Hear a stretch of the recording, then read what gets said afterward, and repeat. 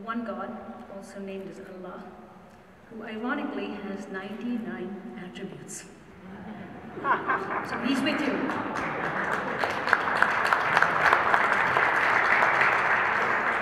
Assalamu alaikum, and peace be unto you.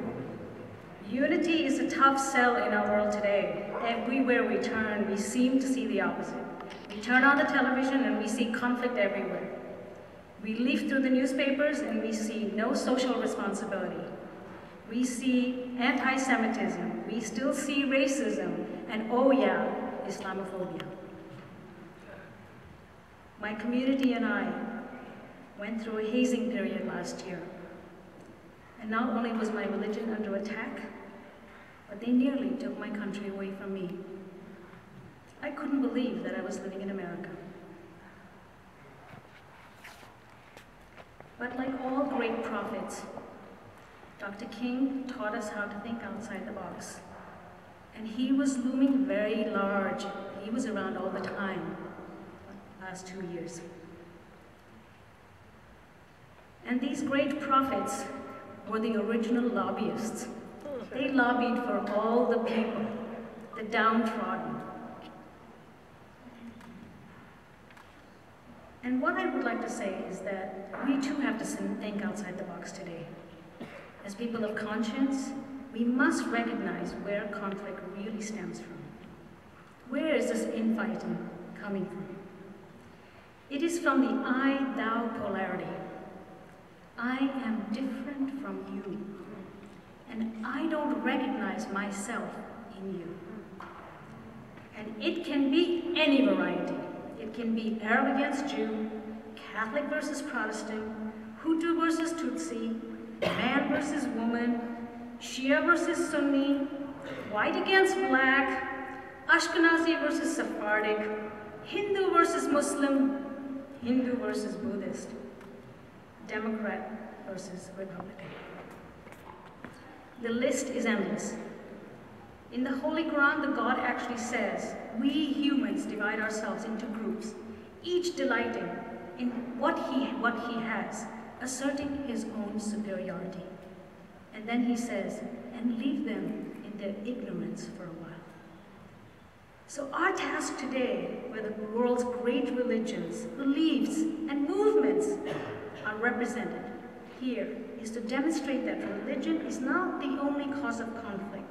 Although it is often used as an excuse, religion, unfortunately, is often the most visible difference between contesting groups and is frequently blamed for the conflict. So it becomes paramount that when conflicts arise in the name of religion, strong voices like ours must characterize the conflict for what it is: greed, power, control, and distance religion from it.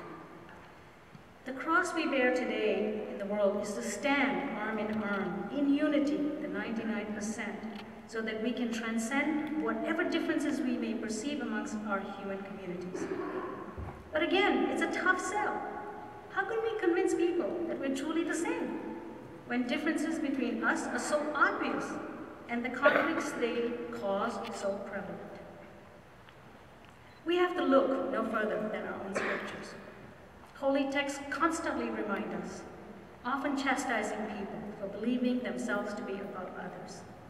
The Prophet Muhammad was going through this test, and he reminded his community by saying, the Arab is not above a non-Arab, the white is not above a black, and a man is not above a woman. I like that one. I use that all the time. And then, to seal it, he said, you're all like the teeth of a comb, equal. Muslims believe in the concept of fitra, the original state of all creation, whose assertion is that all humans derive their moral and social outlook from one original source, the religion of the soul, of human and spiritual nature. Humanity's charter today is to restore that original state, the primordial harmony of all creation. Harmony, indeed, is crucial to the concept of unity.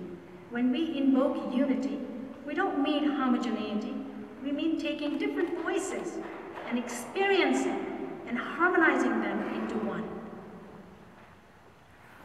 Our scriptures aim to make us realize that all differences between us that appear obvious are in fact lately acquired, superficial, or even transient. Dr. King reminded us of this original equality and has given us a cue to continue spreading this message of coexistence to all who have not yet learned that the differences that they perceive in others are in essence insubstantial than the similarities that unite mankind and enrich our collective heritage as humans. We do live in different times, difficult times. Now more than ever is the time for unity. Unity of belief, unity of purpose, and unity of achievement. This is practical unity. One that we can use to build a better future.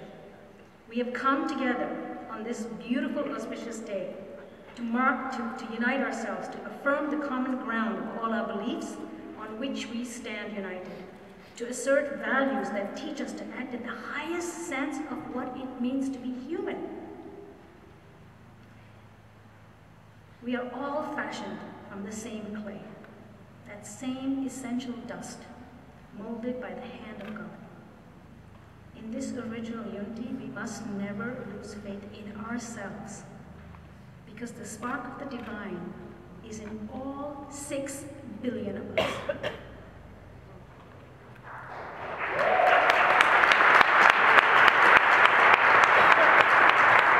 And we must keep this hope alive, and we must keep Dr. King's dream alive, and we must lobby together. Yes, in the positive sense, we must lobby together, because it is truly better to light a candle than to curse the darkness. Yeah.